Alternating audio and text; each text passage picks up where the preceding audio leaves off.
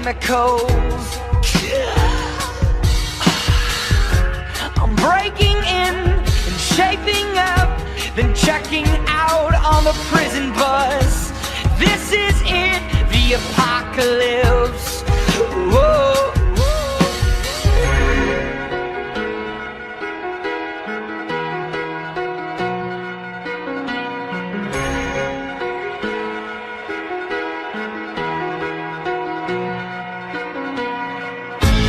Raise my flag, dye my clothes. It's a revolution, I suppose. We're painted red to fit right in. Whoa. I'm breaking in and shaping up, then checking out on the prison bus. This is it, the apocalypse. Whoa. I'm waking up and feeling in my bones. To make my system grow. Welcome to the new age, to the new age. Welcome to the new age, to the new age.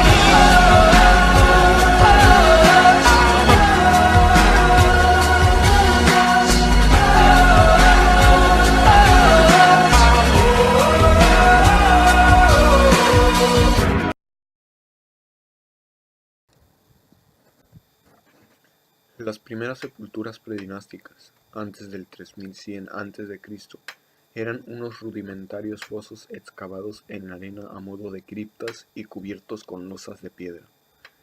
Aunque no era infrecuente que los chacales escarbaran y terminaran por desenterrar los cuerpos, así pues, esta práctica evolucionó hacia la construcción de un edificio encima de la cripta, cerrado por paredes de ladrillo de barro prensado.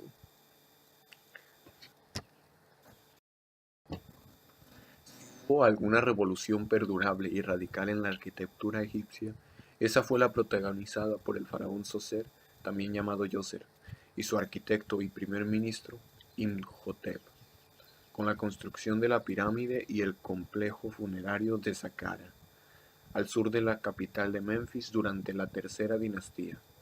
Las obras se iniciaron hacia el 2750 a.C., a los 20 años del reinado de Djoser.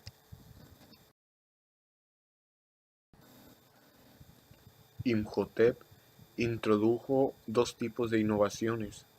Tradujo en piedra las formas constructivas de los edificios de Alto y Bajo Egipto, sustituyendo el ladrillo de barro prensado, los haces de papiros y los troncos de árbol. Literalmente también inventó la pirámide. La pirámide escalonada se alza sobre la mastaba de la primera planta, cuyas interioridades alojan la tumba subterránea excavada en la meseta de roca. La forma de la pirámide no fue planificada desde un principio. Inicialmente, solo se desarrolló una mastaba, como era la tradición, pero se dice que Zoser se encontró muy decepcionado al ver la baja estatura de su tumba y demandó que se haga más alta.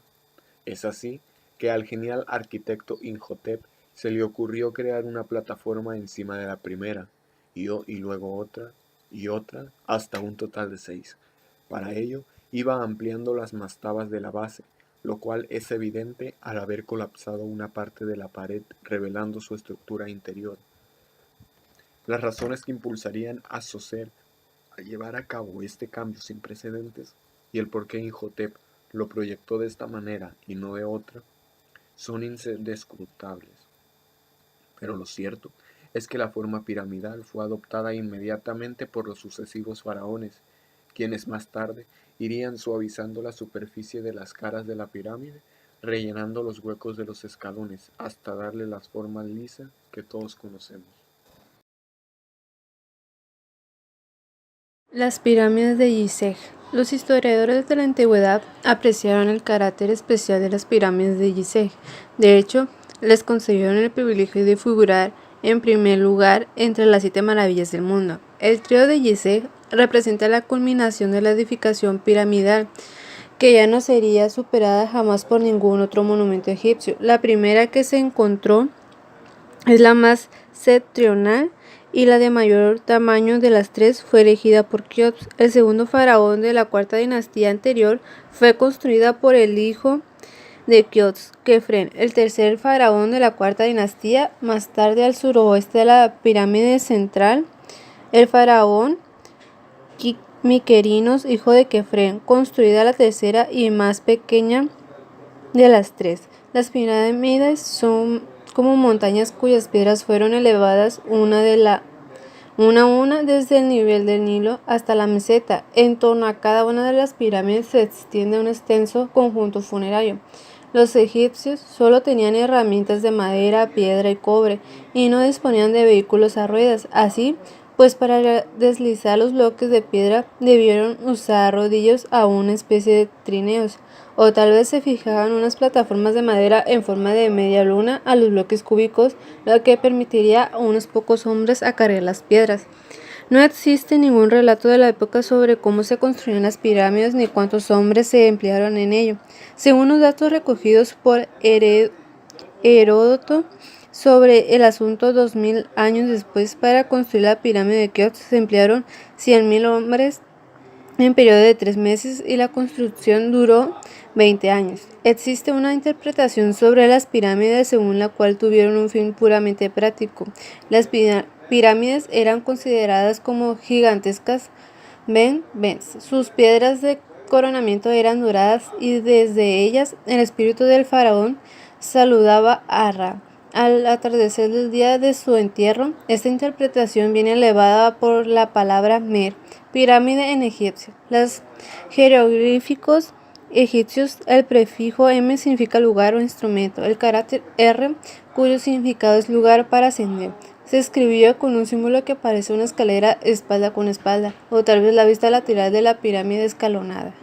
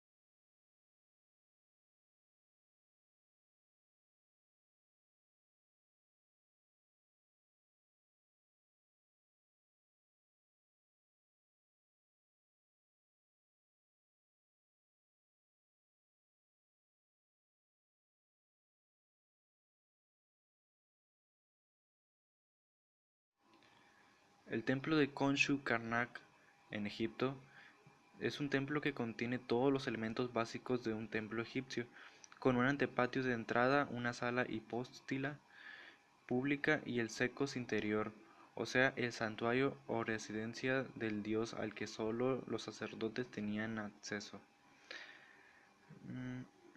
Este templo estaba dedicado a Amón en Karnak y otro en Luxor, 1,5 km al sur del anterior.